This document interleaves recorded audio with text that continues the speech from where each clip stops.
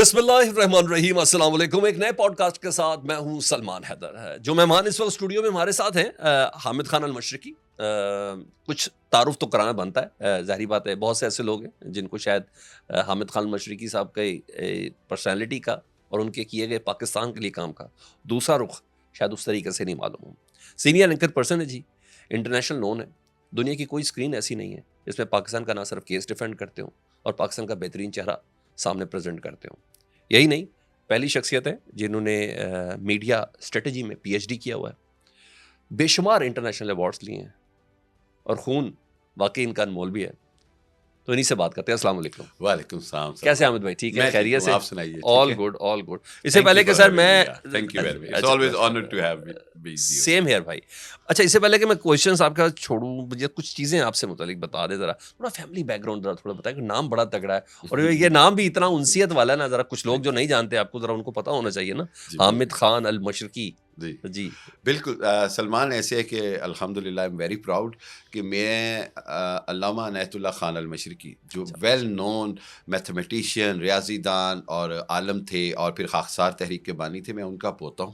میرے والد صاحب انعام اللہ اکرم المشرقی جو تھے وہ خود بھی بیرسٹر تھے، لنکنز ان سے پڑھے اور وہ بھی جو ہیں بہت ایکٹیو رہے، یونائٹڈ نیشن کے ساتھ انہوں نے کام کیا. تو میں ان کا بیٹا ہوں اور علامہ مشرقی صاحب کا پوتا ہوں. اور آپ کو اس کے ساتھ ساتھ بتاتا چلوں کہ علامہ مشرقی کا جو خاندان ہے اور علامہ مشرقی جو نام ہے اس کا صحافت سے بہت تعلق ہے. برِ صغیر پاک و ہند کا جو پہلا جو اردو کا شمارہ ہے سر سید احمد خان کے بعد، وہ ان کے علامہ مشرقی کے والد خان عطا محمد خان نے امرتسر سے شروع کیا، جس کا نام الوکیل تھا، جو 1882 میں شائع ہونا شروع ہوا الوکیل کے نام سے. اور جمال الدین افغانی جو تھے وہ ان کے پرسنل دوست تھے. اس لیول کی شخصیات خان عطا محمد خان صاحب کے گھر آ کر اس وقت ٹھہرتی تھی جب علامہ مشرقی جیسا نام ان کے باغیچے میں کھیل رہا تھا. سو ایک بہت بڑی لیگیسی الحمدللہ ہے. اس کو فخر سے میں لوگوں سے بیان کرتا ہوں کہ خان عطا محمد خان کے بعد علامہ مشرقی جو ہیں وہ آکسفورڈ اور کیمبرج سے پڑھے، میرے والد لنکنز ان سے پڑھے، میں خود پاکستان پنجاب سے پڑھا، پھر اس کے بعد برطانیہ میں پڑھا. اور الحمدللہ کوشش یہ ہے کہ پاکستان کا جو صحیح مثبت امیج ہے اس کو پوری دنیا میں دکھایا جائے. اسلام و فوبیا کے خلاف جتنی آواز اٹھائی جا سکتی ہے اٹھائی جائے. جہاں بات ہوتی ہے کہ اسلام و فوبیا کے خلاف دن منایا جاتا ہے اس پہ کام کیا. اس کے علاوہ میں شاید پاکستان کا واحد یا چند ایک شخصیت میں ہوں گا جس نے برطانوی کا جو موجودہ وزیر اعظم ہیں سر کیئر سٹارمر، میں نے ان کو ڈائریکٹ انٹرویو کیا اور ڈائریکٹ اسلام و فوبیا اور نسل پرستی کے اوپر ان سے سوالات کیے. اچھا، زبردست. اچھا مشرقی صاحب، اب آپ آ گئے، میں نے ایک چھوٹا سا بریف تعارف ضروری تھا تاکہ لوگوں کو پتہ چلے کہ ہم نے کتنی ہیوی شخصیت کو اپنے پاس اسٹوڈیو میں بلایا ہوا ہے. سر میں نے تو معاملہ تھا کہ اس پوڈ کاسٹ پہ نا میں انٹرنیشنل کچھ ایشوز پر آپ سے بات کرتا، ٹرمپ ٹیرف پہ بات کرتا، امریکہ ایران کے اوپر بات کرتا، جو مذاکرات غزہ پہ بات کرتا، مگر اس سے پہلے نا یہ اچانک یہ پہلگام والا حملہ ہو گیا. بالکل شروع اسی سے کر لیتے ہیں.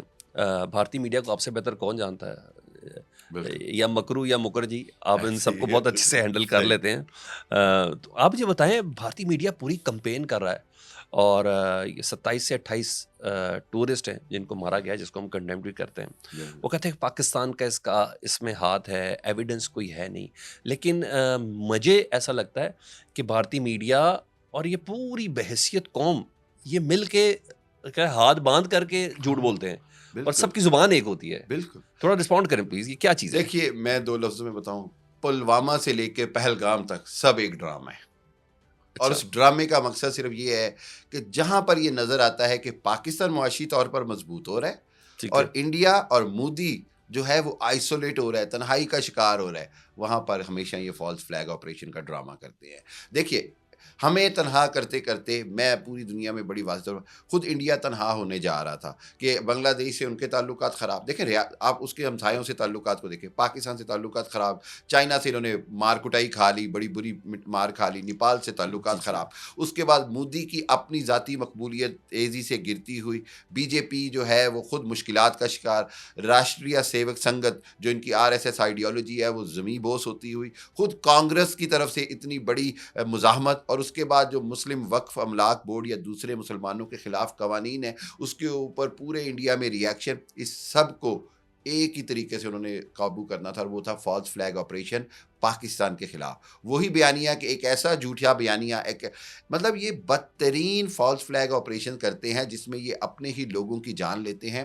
انٹرسٹنگ بات یہ ہے کہ پہلگام کے اندر جو ابھی تک لوگوں کی جانیں گئی ہیں اس کے اندر تمام ڈرامائی سچویشن کے اندر اتنے سوالات کھڑے ہو چکے ہیں کہ زیادہ تر لوگ جو ہیں وہ کہیں نہ کہیں فوج یا ان کی فوج, نیوی یا اداروں سے ان کا تعلق نکلا, یعنی سیاحتی مقام پر صرف فوجی اور ان کے لوگوں نے ہی جانا. ہاں جی, ان کی نیوی کے افسر تھے, نیوی کوئی کے انٹیلیجنس آفیسر تھے. ٹھیک ہو گیا. دوسری بات کیا ہے؟ دوسری بات یہ ہے کہ جی آنے والے جن کے اوپر مبینہ طور پر حملہ آور کہہ رہے ہیں, 4 نام بھی دے دیے, 4 نام بھی آج بھی ابو اور اسامہ اور فلانے کے نام پہ. یار خدا کا واسطہ ہے, یہ تو کوئی انڈین پرانی فلم کا کوئی اسکرپٹ ہی لگ رہا ہے. بالکل کوئی مجھے ایسے لگ رہا ہے کہ وہ ان کی کوئی ٹائیگر فلم تھی یا کون سی اور فلم تھی. بالکل دے ہیو نو آئیڈیا کہ اب لوگ اس کا کچا چٹا یوں کر دیتے ہیں, لیکن انڈین میڈیا اسی طرح تیاری پکڑ کے بیٹھا ہوا ہے جیسے انہوں نے پہلے سرینا کی 5 منزلیں بنا دی ارنب گوسوامی نے, اس کے بعد کمانڈو فلم کے جناب شوٹس دکھا کے کہہ دیا کہ یہ پاکستانی کمانڈو ہے. سو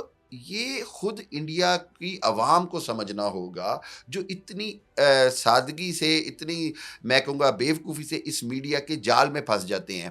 دیکھیں 3:05 پہ پہلگام اٹیک ہوتا ہے, 3:09 کے اوپر را کی طرف سے ٹویٹ ہو جاتا ہے. یعنی مطلب کوئی حد ہوتی ہے یار. میں تو یہ شکر کر رہا ہوں انہوں نے 3:05 سے 10 منٹ پہلے ٹویٹ کیا ایسے کر دیا. حالانکہ وہ ایسے بھی لاسٹ ٹائم اوڑی والے سیکٹر میں یہی ہوا, ایسے ہی ہوا تھا کہ ٹویٹ پہلے آ گیا تھا اور حملہ بعد میں ہوا. سو کہنے کا مقصد یہ ہے کہ میرا خیال یہ ہے کہ یہ ایک مکمل فالس فلیگ آپریشن ہے. اس کے اندر ساتھ ساتھ اس کو یہ سمجھنا پڑے گا کہ بہرحال کشمیر کے اندر 7 لاکھ فوج کے باوجود بھارت اپنا تسلط اور کنٹرول رکھنے میں ناکام ہے. اور آخری بات میں یہ کہوں گا کہ کوئی بھی الزام پاکستان پر لگانے سے پاکستان کمزور نہیں ہوگا. پاکستان ہر طرح سے جواب دینے کے لیے تیار ہے. اگر وہ سمجھتے ہیں کہ کوئی ایڈونچر کریں گے تو آپ بھی جانتے ہیں کہ ہم نے ابھی نندن میں ڈاٹس کو جوڑوں نا, ماضی میں ہم نے دیکھا اڑی والا معاملہ بھی ہوا اور اس کے علاوہ ہم نے پلوامہ ہوا, پٹھان کوٹ, ان سب میں نہ کہیں یہ تھا کہ بھائی کوئی نہ چناؤ آ رہا تھا انڈیا میں نا. اس باری چناؤ کوئی نہیں ہے. ٹھیک ہے, مجھے اس کے ایک تو ڈاٹ جوڑ کے بتا دیں. دوسرا یہ مجھے بتا دیں کہ یہ چیز صلاحیت کیسے کرتی ہے بحیثیت کمیونٹی. میں دیکھ رہا ہوں انڈین ایکٹرز کے اب ویڈیو پیغام بھی آ رہے ہیں. انڈین میڈیا تو خیر بیچ چوراہے پر ہی اس کا بھانڈا انڈین عوام ہی پھوڑ رہی ہے نا کہ دیکھو یار ہم بات کریں ہندو مسلم بھائی کی, اور یہ تو بیچ میں آ کے چیزوں کو زیادہ فلیم اپ کرنے کی کوشش کریں, ماحول کو خراب کرنے کی. ویڈیوز ہیں یہ ساری میرے پاس. تو آپ کو اس وقت ان کو کیا ضرورت محسوس ہوئی, کیا چیز تھی؟ سب سے بڑی ضرورت یہ ہے کہ امریکی وائس پریزیڈنٹ امریکہ میں آئے ہوئے جو مہینہ پہلے سے وزٹ پلان, مودی جی کا دورہ سعودی عربیہ جو کہ سب چیزوں کے باوجود ناکام ہوتا نظر آ رہا.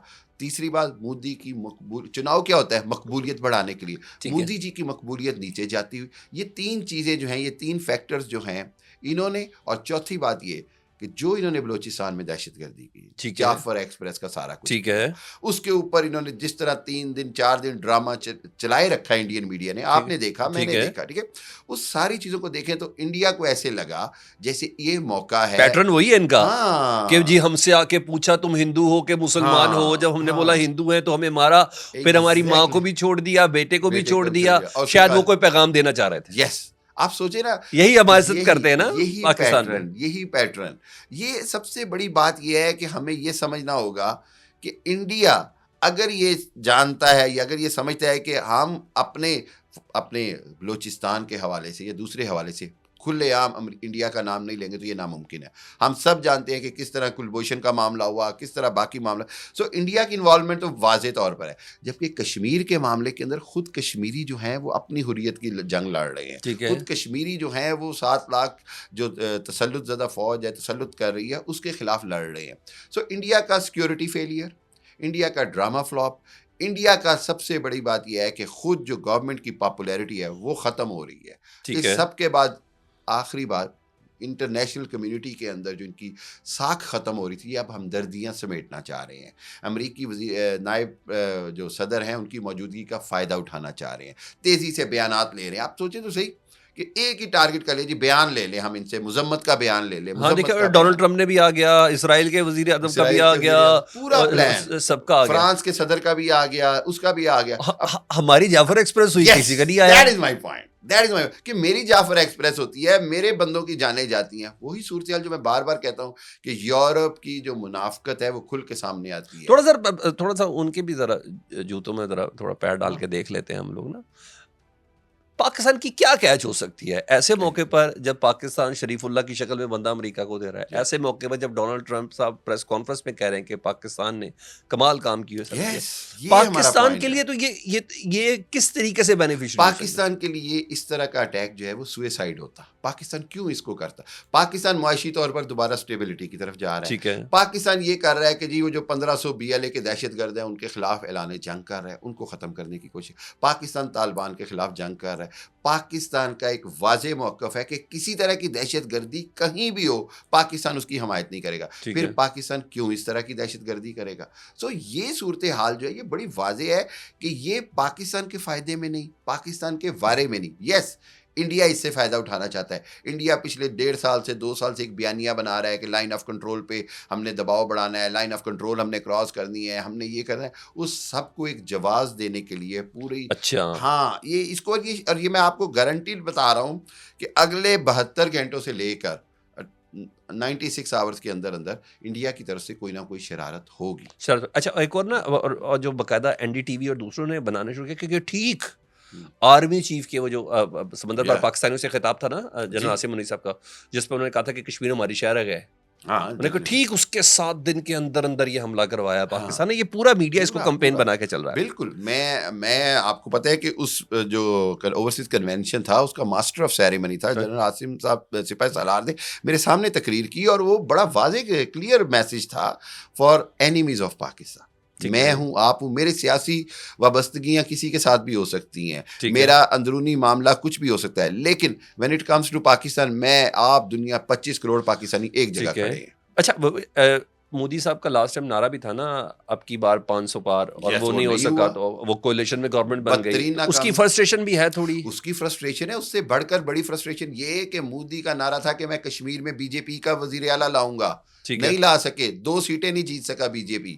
ساری بےایمانیاں, ساری الیکشن حلقہ بندی کی دھاندلیاں, سارے ڈومیسائلز دینے کے باوجود آپ قدرت دیکھیں. یہ والا فیکٹر کتنا ہے کہ کینیڈا سے ان کی اسٹیٹ آپریٹو دہشت گرد پکڑے جا رہے ہیں, امریکہ سے پکڑے جا رہے ہیں, آسٹریلیا میں آ رہے ہیں, دبئی میں پکڑے جا رہے ہیں. اچھا میرا خیال ہے کہ اس کو بھی ذرا انہوں نے ڈی فوکس کرنا کہ دنیا ساری اس طرف آ گئی, اب تو باقاعدہ چیزیں گارڈین اس پہ لکھ رہا ہے, نیو یارک ٹائمز اس پہ لکھ رہا ہے, جسٹن ٹروڈو اس کی کینیڈا کی اسمبلی کے اندر اس پہ بات کر رہا ہے. سو ایکسپوز ہو رہے ہیں. اس ساری ایکسپوز کا نتیجہ یہ تھا کہ انڈیا بہت بیک فٹ پہ تھا. وہی حربہ اپنایا گیا کہ ایک بار پھر اپنے آپ کو دوبارہ سے دنیا کے سامنے مظلوم بنا کے پیش کرو. اور سب سے بڑی بات یہ کہ میں بار بار کہتا ہوں کہ یہ مقابلی تھا نا جو ہندوؤں کا جو بہت بڑا تھا, یہ اس کے انداز سے سیاست آج بھی اسی آئیڈیالوجی پہ چلتے ہیں کہ اقتدار کو قائم رکھنے کے لیے اپنی عوام کے خون سے جتنا مرضی کھیلو, اقتدار کو قائم رکھو. مقابلی کی جو وہ جو شیطانی سیاست ہے وہ اس کو فالو کرتی ہے. اچھا ایک اور بات مشرق صاحب بتائیں کہ اس موقع پر جب ہم دیکھ رہے ہیں کہ انڈین میڈیا اپنی جگہ پر, دوسرا راجناتھ صاحب نے کہا نا کہ حملے کا جواب جلدی دیا جائے گا, حملہ کرنے والوں کو نہیں, ان کے سہولت کاروں کو بھی نہیں چھوڑیں گے. تو انڈیا کس قسم کا ایڈونچر کر سکتا ہے؟ وہ آپ کہہ رہے ہیں کہ 90 گھنٹے میں یا 48 گھنٹے میں یا 72 گھنٹے میں. میرا خیال یہ ہے کہ یہ ایک بار پھر وہی جو انہوں نے کوشش کی تھی ہمارے کوے شوے مارنے کی, ٹھیک ہے, وہ جو لائن ایک بار پھر ایئر اسٹرائک کرنے کی کوشش کریں گے. تو ہر بار تو چائے نہیں پلائیں گے, ہر بار آپ چائے بھی نہیں پلائیں گے, اور ہر بار ہم 2 پیس میں واپس نہیں بھیجیں گے. مجھے تو آج بھی اس پہ غصہ ہے. چائے پلائی بہت اچھا کیا, ٹھیک ہے, 2 پیس. ابھینندن کو 2 پیس میں نہیں بھیجنا چاہیے تھا, وار پرزنر ڈریس میں بھیجنا چاہیے تھا. اوکے, وار پرزنر ڈریس میں بھیجنا چاہیے, جنگی قیدی کے طور پر واپس بھیجتے, جس کے اوپر ایک نشانی ہوتی ہے کہ آپ کو قیدیوں کا لباس پہنا کے واپس کیا جاتا ہے. اچھا پاکستان اس وقت بھی نا بڑا مدبر ہو کے رسپونڈ کر رہا ہے. ہمیں ابھی تک آفیشلی کچھ نہیں آیا نا. نریندر مودی آئے سعودی عرب سے, انہوں نے نیو دہلی میں بیٹھ کے ایک عدد میٹنگ کنڈکٹ کر لی, سب کو بلا لیا ادھر.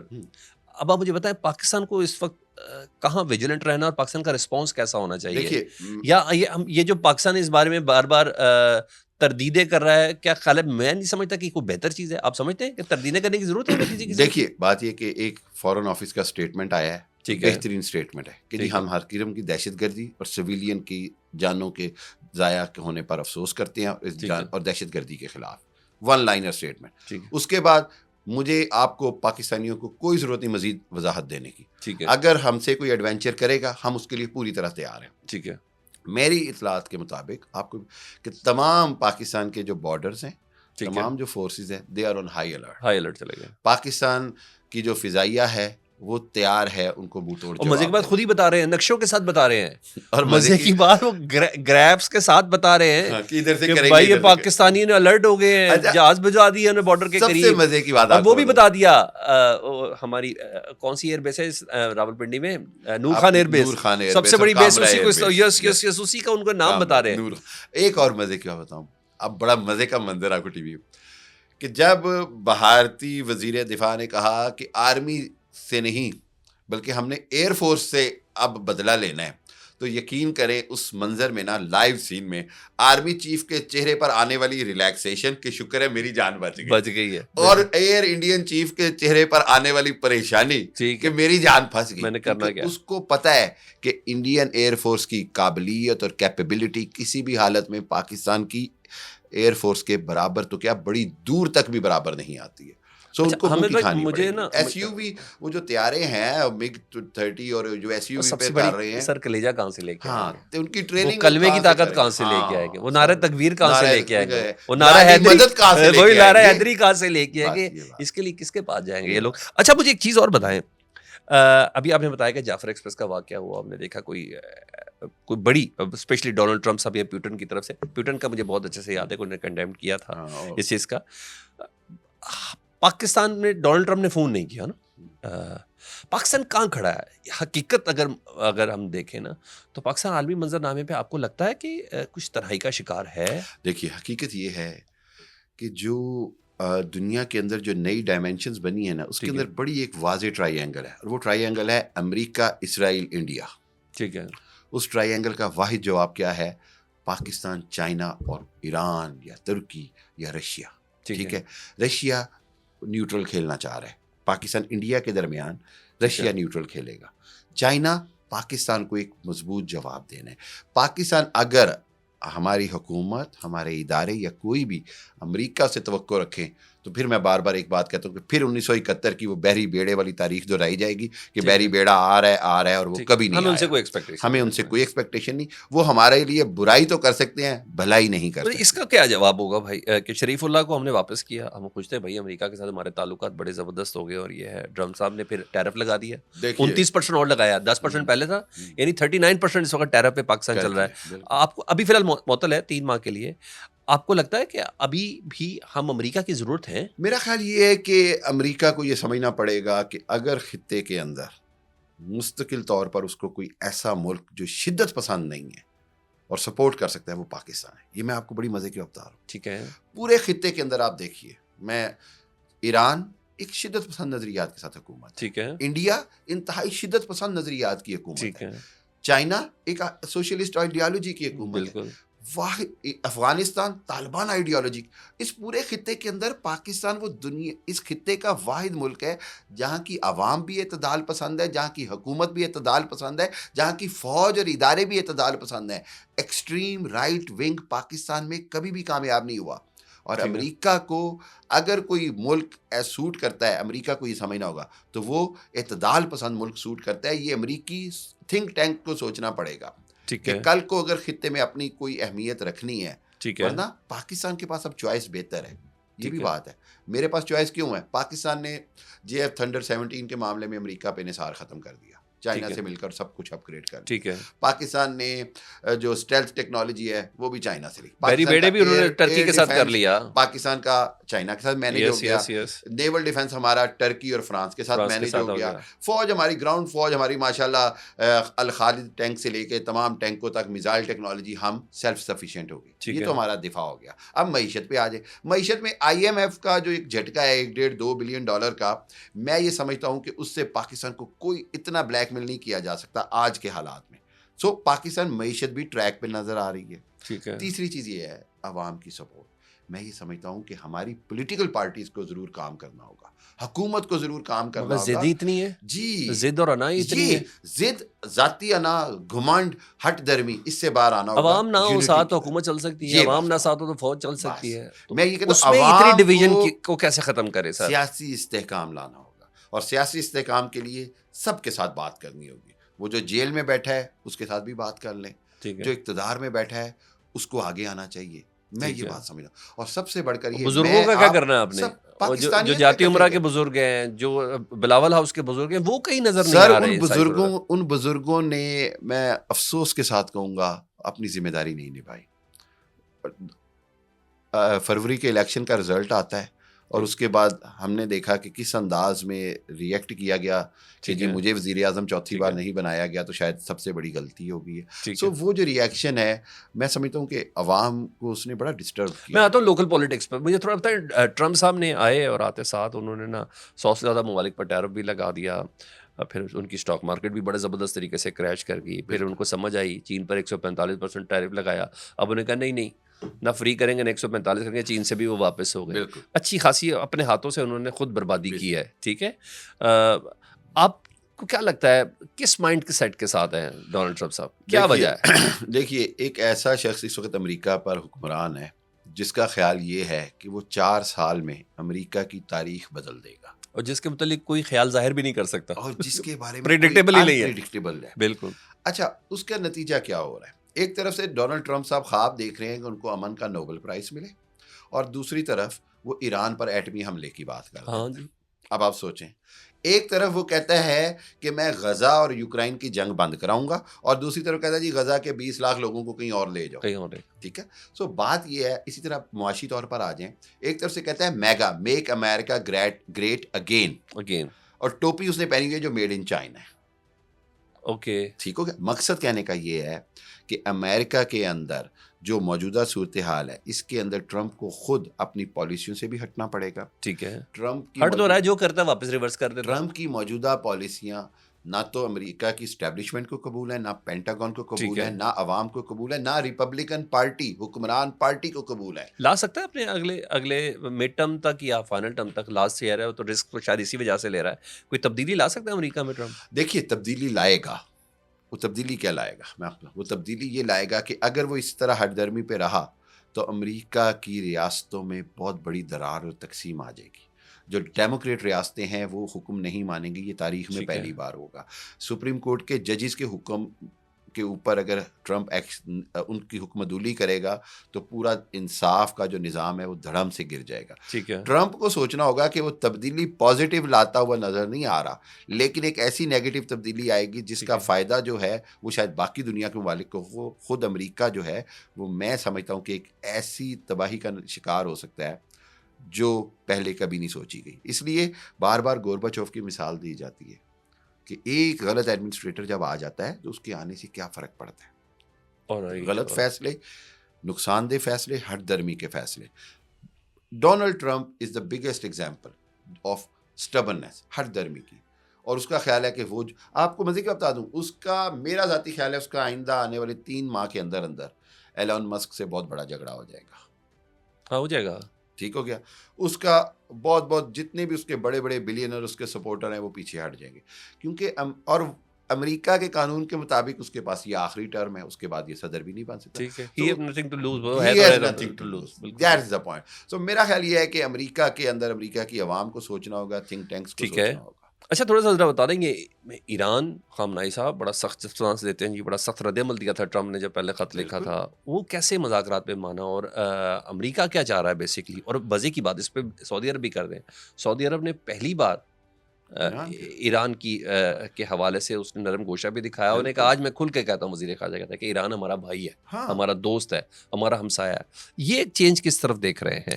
میں آپ کو بتاؤں, اگر چند دن پہلے اسرائیل کسی ایک خاص ایڈونچر سے رکا ہے تو اس میں بہت بڑا کردار خود قطر, سعودی عرب, بحرین, UAE کا ہے. انہوں نے واضح طور پر ایک امریکہ کو پیغام دیا کہ ہم اپنا کوئی بھی ریسورس ایران کے خلاف استعمال نہیں ہونے دیں گے.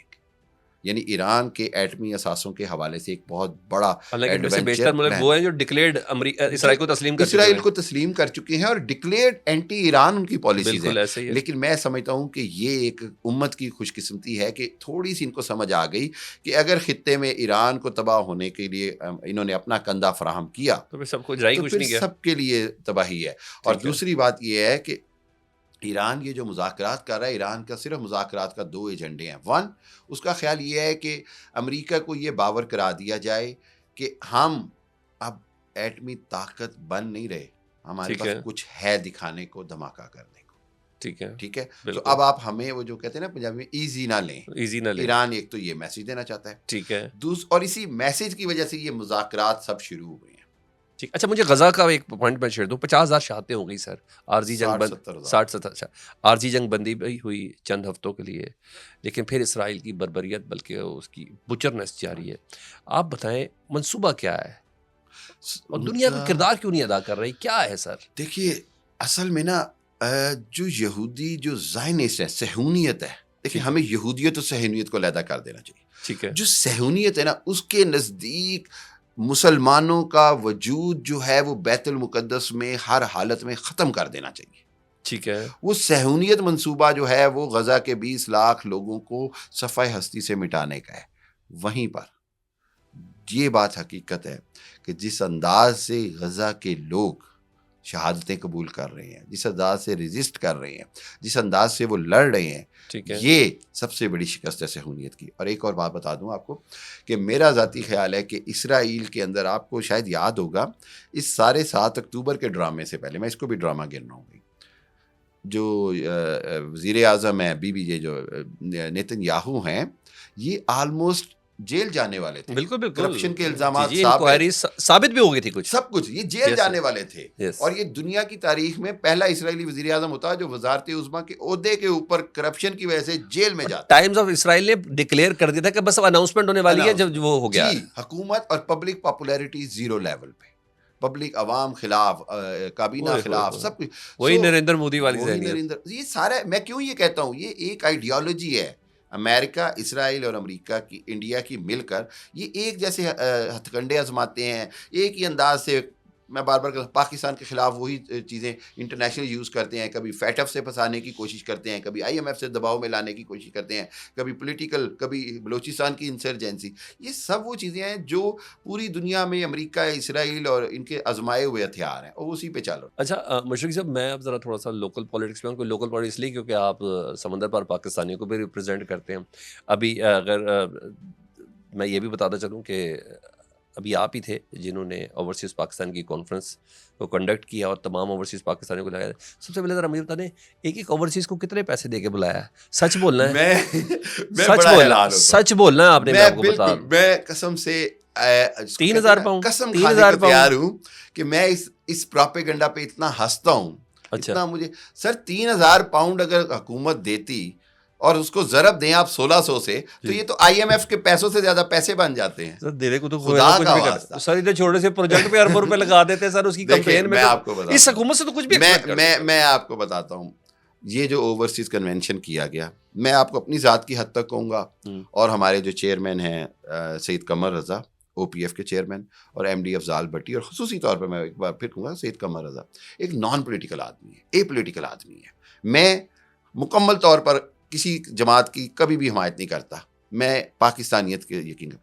یہ تمام کنونشن کا ایک ہی مقصد تھا کہ یہ جو انٹرنیشنلی پاکستان کو آئسولیٹ کیا جا رہا ہے, اوورسیز پاکستانیوں کو ڈسکنیکٹ کر دیا گیا ہے, ایک بار ثابت کیا جائے کہ پاکستانی جو ہیں وہ پاکستانیت کے لیے آ سکتے ہیں, پاکستان کے عوام کے ساتھ جڑ کر لبیک کہیں گے. اور میں آپ کو بتاتا چلوں, میں اس بات کو چیلنج کرتا ہوں کہ کوئی ثابت کر دے کہ کسی کو ایک بھی ٹکٹ دی گئی, کسی کو 3,000 پاؤنڈ تو کیا 300 پاؤنڈ بھی دیے گئے. اسٹے دیا ہوٹل میں کہہ رہا ہوں جی, میں اگر کوئی ایسا اسٹے دیا گیا, اسٹے دیا گیا, اسٹیٹ گیسٹ کا ان کو درجہ دیا گیا, ٹھیک ہے, 3 دن کا اسٹے دیا گیا, اس سے کوئی انکار نہیں. اور اوکے. اسٹیٹ گیسٹ کو دنیا پوری کا ایک مانا ہوا ایک مروجہ طریقہ ہے کہ اسٹیٹ گیسٹ کو ریاست جو ہے وہ اسٹے دیتی ہے, وہ ہم نے دیا.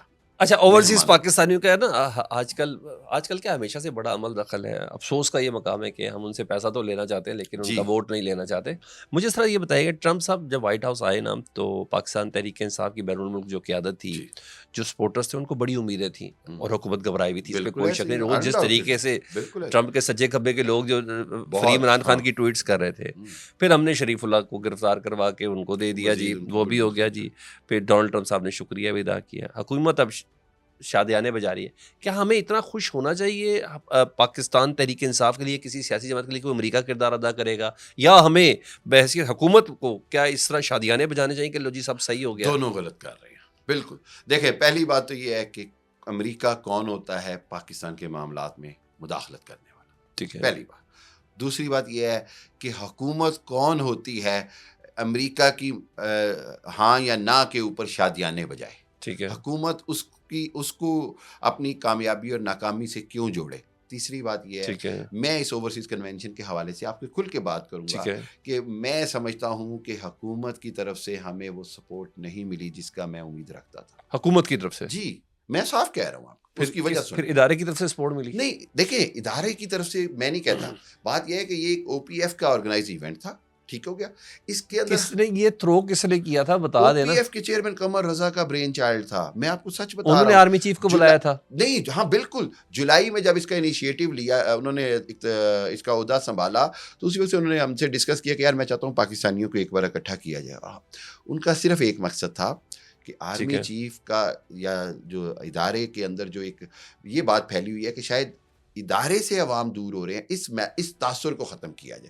دیکھیں, شخصیات سے اختلاف, شخصیات کے ساتھ اختلاف رائے رکھنا کوئی بری بات نہیں, میرا سب کا حق ہے, اوورسیز پاکستانیوں کا بھی اتنا ہی حق ہے. بالکل. لیکن ادارے کی بات سننے کے لیے, اوورسیز پاکستانیوں کو لانے کے لیے قمر رضا صاحب اور ان کی ٹیم کا بہت کردار ہے. اچھا, میں اس کے ساتھ ایک چیز میں چھوٹی سی کہنا چاہوں گا. ہم نے ایک دن پہلے ایک ریزولوشن پیش کی. ہم نے حکومت سے مطالبہ کیا کہ جی ہمارا پی ٹی اے کے حوالے سے جو ٹیکس ہے وہ ختم کیا جائے. حکومت نے نہیں مانا. مجھے آگے آپ لوگ موبائل وغیرہ کے لیے موبائل لاتے ہیں, ایک موبائل لاتے ہیں, اس پہ 2 لاکھ روپے ٹیکس دینے کی نہیں گنجائش ہوتی. ہم فون اور جی حکومت جی ہمیں ہماری یہ مجبوری وہ مجبوری, حتیٰ کہ ہم نے اس کا ٹیکنیکل سولوشن بھی دے دیا کہ جی آپ اس کو ٹیکنیکلی اس کو سالو کر سکتے ہیں, آپ فون کو ریسٹرکٹ کر دیں گے, صرف ایک ہی نمبر اس پہ چلے, ایٹ لیسٹ چلتا تو رہے. ہم نے اس کے بعد مطالبہ کیا جی کہ معصوم سی خواہش ہے یار, حد ہو گئی. ہاں, مطلب ایک چیز بھی میں یہ کہتا ہوں, ہمارے جو بنیادی مطالبات ہیں حکومت کو وہ ماننے چاہیے تھے. کوئی بھی نہیں مانا. نہیں مانے ہیں, کچھ اچھے مانے, مطلب ہمیں ملازمتوں میں حصے دینے کی بات کی گئی ہے, میرپور پہ ایئرپورٹ بنانے کی بات کی گئی ہے, ٹیکس ریلیکسیشن کی بات کی گئی ہے. لیکن جو ہمارے بنیادی 3-4 مطالبات ہیں پی ٹی اے کی موبائل فون کے حوالے سے, ہمارے ووٹ کے حق کے حوالے سے, ہماری اسمبلیوں میں نمائندگی کے حوالے سے, اور سب سے بڑھ کر یہ کہ جو ہمارے ہاں جب ڈیول نیشنلٹی کی بات آتی ہے تو ڈیول نیشنلٹی جو ہے وہ اوورسیز پاکستانی جو 36 سے 40 ارب ڈالر بھیج رہے ہیں ان کے لیے گالی نہ بنائیں. یہ ہمارا ایک مطالبہ ہے کہ ڈیول نیشنلٹی رکھ کر بھی اگر ہم پاکستان کے ساتھ مخلص ہیں تو خدارہ پاکستانیوں کی اس خدمت کو اپریشیٹ کیا جائے, خصوصی طور پر جب بات آتی ہے اسمبلیوں میں الیکشنز کے حوالے سے یا ووٹ کے حق کے حوالے سے. یہ ایک بنیادی مطالبہ. آپ کی بات انہوں نے اتنی بنیادی چیزیں مانی نہیں, کریڈٹ سارا وہ لے گئے, آرگنائز آپ لوگوں نے کیا. میں اس کو ایسے ہی دیکھ رہا ہوں. ایسے ہی ہے کہ کتنے تیز ہے یہ لوگ, کہ وہ جو ہے نا, مجھے مثال نہیں یاد آ رہی, مجھے نا کہ ہارڈ ورک تو سارا ہم نے کیا, اسپیڈ ورک ہم نے کیا, اور ایسے لگ رہا ہے جیسے حکومت اس کریڈٹ کو لے رہی ہے جو اتنا ان کو ڈیو نہیں تھا. کریڈٹ ادارے کو ڈیو ہے, او پی ایف کو ڈیو کرتا ہے, اس کی اس لیڈرشپ کو ڈیو کرتا ہے جو نان پولیٹیکل ہے, ٹھیک ہے, اے پولیٹیکل ہے. ان کا خیال یہ ہے کہ پاکستانی, اور میں آپ کو یہ بھی بتاتا چلوں کہ ہمارا ٹارگٹ تھا کہ 500 بندے اس کنونشن میں اکٹھے ہوں. ہم نے الحمدللہ اس کنونشن میں 1200 سے زائد بندے آ گئے اور 1600 کے قریب شرکا تھے. سر بڑی بات ہے, وداؤٹ TAD آپ نے سارے بندے Yes. بلا لیے سر. کسی ایک کو ٹکٹ نہیں دی گئی, کسی ایک کو 3000 تو کیا 300 سر یہ تو پاؤنڈ بیرون میں ملک دیا گیا. پاکستانیوں کا جذبہ تھا, میں کہہ یہ رہا ان ہوں کے ادھر جذبے کو میں پاکستان کے اندر سلوٹ رہنے کرتا والوں ہوں, کو اتنا جذبہ یہ نہیں ہے میں ان یار. کو سلوٹ کرتا ہوں, یقین کریں. ادھر اور تو اس کے جلسوں میں نہیں اندر آ رہے, دھرنوں میں نہیں آ رہے. اور اس کے اندر یہ بھی جو تاثر ہے نا کہ نون لیگ کے لوگ تھے یا حکومتی لوگ تھے یا ان کے بلائے تو آپ نے بڑے تھے سر, نہ کریں. نہیں, میں آپ کو ایک اور بات بتاتا چلوں اور میں اس کا خود گواہ. بیرسٹر گوہر کو بلاتے مزہ آتا. میں نے خدا کی قسم, میں قسم کھا کے کہہ رہا ہوں آن ریکارڈ, میں نے PTI کی لیڈرشپ کو خود فون کر کے انگلینڈ کی لیڈرشپ کو دعوت دی. انہوں نے اپنی مجبوری کہی, وہ نہیں آئے. میں ان سے کوئی ناراض نہیں ہوں, میں سمجھتا ہوں ان کا فیصلہ ان کے لیے ٹھیک تھا. لیکن کہنے کا مقصد یہ کہ میری اور قمر رضا صاحب کی کوشش تھی کہ ہم اکراس دی بورڈ. پاکستان میں لیڈرشپ کو بلایا آپ نے؟ نہیں, اوورسیز کا کنونشن تھا نا, اوورسیز کا کنونشن ہے, اوورسیز کی لیڈرشپ کو بلایا گیا. اور بہت, میں سمجھتا ہوں 50% سے زیادہ لوگ جو تھے, 60% کے قریب, وہ اے پولیٹیکل لوگ تھے, یعنی وہ کسی بھی صورت حکومت کے حمایتی نہیں تھے, وہ پاکستانیت کے حمایتی. اچھا تھوڑا مجھے بتائیں, ابھی ہم نے تھوڑی سی گورا سائیکی, آپ مجھ سے کم از کم بہتر جاتے کہ آپ تو رہتے ہی ادھر ہیں. مجھے بتائیں, ابھی نا 3 سینیٹرز آئے تھے پاکستان میں اور انہوں نے بڑی بڑی ملاقاتیں کی, جاتی عمرہ بھی چلے گئے, وزیر داخلہ کے پاس چلے گئے, آرمی چیف کے پاس بھی چلے گئے, سب جا کے پھر انہوں نے فری عمران خان کا نعرہ لگا دیا جی, ان کے ایک عدد سینیٹر صاحب نے. جی بالکل. آپ مجھے یہ بتائیں سر, کیا یہی گفتگو ہوئی ہوگی ادھر؟ میں آپ یہ کیا مطلب ہے؟ ہاں, یہاں اسٹیٹمنٹ کوئی نہیں دے رہے تھے. اصل میں نا امریکی سینیٹرز بھی پاکستانی سیاست میں آ کے پاکستانی سیاست کرنے لگ گئے. یہ اچھا, وہاں سے ان کو جب واپس گئے, دیکھیں انہوں نے آنے سے پہلے بھی فری عمران خان کا نعرہ لگایا ہوا اور واپسی پہ بھی. مقصد یہ تھا کہ پاکستان میں آ کے وہ پاکستان کی اسٹیبلشمنٹ کو بھی خوش کر گئے جی کہ دیکھیں جی ہم نے, ورنہ آنے سے پہلے یہ بات واضح تھی کہ جی وہ آ کے جیل میں عمران خان سے ملیں گے, اڈیالہ جیل جائیں گے, وہ بھی نہیں ہوا. اس کے بعد دوسری بات یہ تھی جی کہ یہ جو ہیں یہ جناب کوئی بڑی اسٹرانگ اسٹیٹمنٹ دیں گے PTI کی قیادت کے جیل میں حوالے سے, وہ بھی نہیں ہوا. سو کہنے کا مقصد یہ ہے کہ یہ جو انہوں نے وہاں جا کر واپس بیان دیا ہے, یہ اس دباؤ کا نتیجہ ہے جو امریکہ میں امریکی پاکستانیوں کا ہے, اوورسیز پاکستانیوں کا, جو کہ جائز دباؤ ہے کہ اگر آپ نے وعدہ کیا کہ جی میں جیل میں عمران خان سے مل کے آؤں گا, اگر آپ نے وعدہ کیا کہ جی میں اس معاملے کو وہاں اٹھاؤں گا اور آپ اٹھائے بغیر واپس آ گئے ہیں تو آپ ہمیں جواب دیں. یہ انہوں نے وہاں کے عوام کے دباؤ میں کہا ہے, لیکن اس کا بہرحال سیٹ بیک حکومت کو ہوا ہے, یہ میں آپ کو بتاتا ہوں. اس کا عوام میں, کیونکہ ایسے حکومت کو لگ رہا ہے جو حکومت جو اس کو اپنا کریڈٹ گن رہی تھی کہ ہم نے 3 سینیٹرز بلا کے ان کو وہ کیا کہتے ہیں فارسی میں رام کر لیا اور سیٹ کر کے بھیج دیا کہ جی اب یہ نام بھی نہیں لیں گے خان صاحب کا یا نہیں, تو یہ سارا کچھ الٹ گیا. سو واضح طور پر یہ حکومت کی ناکامی بھی ہے. وہیں پر میں کہوں گا کہ یہ امریکی سینیٹرز کی پاکستانی سیاست ہے جو موقع پہ انہوں نے بات نہیں کی. یہ تکلیف جینون ہے بیرون ملک مقیم پاکستانیوں کو کہ جی عمران خان صاحب سے ملاقات نہیں کرنے دیتے, 26ویں آئینی ترمیم کے بعد کورٹ پیکنگ ہو گئی, کیسز نہیں لگ رہے, ان کی بہنوں سے ملاقات نہیں کرنے دیتے, سیاسی رفقا کار سے ملاقات نہیں کرنے دیتے, ان کی وکیلوں کی ٹیم سے ملاقات نہیں کرنے دیتے. ان تمام چیزوں کو پردیس میں بیٹھا ہوا جو شخص ہے وہ کیا سوچتا ہے؟ دیکھیں, کوئی بھی جمہوریت پسند شخص ہوگا, کوئی بھی شخص ہوگا دنیا میں کسی جگہ پہ بھی ہوگا, جب وہ یہ ساری چیزیں دیکھے گا نا تو وہ ان چیزوں کو غلط سمجھے گا. جمہوریت, انسانی حقوق, اور سب سے بڑھ کر یہ کہ ایک سابق وزیر اعظم کے ہوتے ہوئے جو ان کے حقوق ہیں ان کو ملنے چاہیے. اس میں بہنوں سے ملوانے میں نہیں سمجھتا کہ حکومت کو یا اداروں کو کیا قباحت ہے, میری سمجھ سے باہر ہے. میں یہ سمجھتا ہوں کہ بنیادی حقوق کسی بھی شخص کے اگر آپ اس طرح سلب کریں گے تو پبلکلی, اگر پاکستان میں بھی لوگ اس کو دل میں سمجھ رہے ہیں کہ غلط ہو رہا ہے, اوورسیز میں تھوڑا ووکل ہیں, وہ کہہ دیتے ہیں کہ یار یہ غلط ہو رہا ہے. کہنے کا مقصد یہ ہے کہ میرا خیال یہ کہ حکومت کو دانش مندی کا ثبوت دینا چاہیے, وکلاء پر اس طرح کی قدغن نہیں لگانی چاہیے عمران خان صاحب کے, اسی طرح ملاقات کرنے دینی چاہیے. اسی طرح جو بار بار آتا ہے کہ جی یہ ہو رہا ہے جی کہ شاید اس سے کوئی ڈیل کرنے کی کوشش کی جا رہی ہے یا اس سے دباؤ میں لانے کی کوشش کی جا رہی ہے, میرا خیال ہے اب پاکستان کی سیاست کو اور باقی معاملات سنبھالنے والوں کو تھوڑی میچورٹی دکھانی چاہیے, یعنی مقتدرہ کو بھی تھوڑی میچورٹی دکھانی چاہیے اور چھوڑ دیں. مطلب بات یہ ہے کہ معاملے کو میرٹ پہ حل ہونے دیں. بدقسمتی ہے 26ویں ترمیم, جتنا میں قانون کو سمجھتا ہوں, میں نے وہاں اس کو جیوری کو بھی سرو کیا ہوا ہے جس میں آلموسٹ میجسٹریٹ کے رائٹس آ جاتے ہیں. میں ساری چیزوں کو سمجھتا ہوں. میں یہ سمجھتا ہوں کہ 26ویں ترمیم پاکستان میں ایک ایسی چیز آئی ہے جس کی وجہ سے عدالتیں بے توقیر ہو گئی ہیں. اور حاصل وصول بھی کچھ نہیں حاصل ہوا. اچھا میں اور ایک اس کی چیز قیمت بتائیں, خود حکمرانوں کو چکانی پڑے گی. آخر میں یہ بتا دیں بدلتی دنیا میں پاکستان پر اس کے اب کیا اثرات ہیں, اور اس موقع پر ہماری خارجہ پالیسی کیا ہونی چاہیے؟ دیکھیے پاکستان کی خارجہ پالیسی دو ٹوک ہونی چاہیے. وہ یہ کہ ہم کسی بھی ملک کی اب تو پھیلی ریاست نہیں بننا چاہتے. ہم کسی بھی, چاہے وہ امریکہ ہو یا کوئی بھی ملک ہو, پاکستان اپنی سیلف ریلائنس کے اوپر چلے گا, خود پر انحصار کرے گا, اور اندرونی یا بیرونی طور پر سب سے پہلے پاکستانیت کو رکھا جائے گا. ایک چیز اور ہے, وہ یہ ہے کہ خدا را کوئی بھی معاشی استحکام ناممکن ہے سیاسی استحکام کے لیے. اس سیاسی استحکام کے لیے جیسے ابھی میں نے کہا, اپنی ذاتی پسند ناپسند انا ضد ہٹ درمی سے ہٹ کر سب کو آگے آنا ہوگا. میں یہ سمجھتا ہوں کہ اس میں کسی ایک کو میں قصوروار نہیں کہتا. آج کے حالات میں کسی کا قصور کم اور زیادہ تو ہو سکتا ہے, سب قصوروار ہیں ملک میں سیاسی عدم استحکام کے. اس کو سیاسی استحکام لانا بہت ضروری ہے.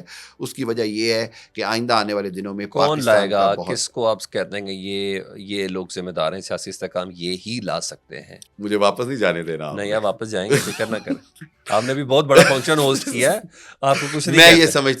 یہ سمجھتا ہوں کہ آئندہ آنے والے دنوں میں خود جہاں پر وہ جو بیک ڈور مذاکرات ہو رہے ہیں, میرا خیال ان مذاکرات کا کامیاب ہونا بڑا ضروری ہے. بس thank you very much. Thank you.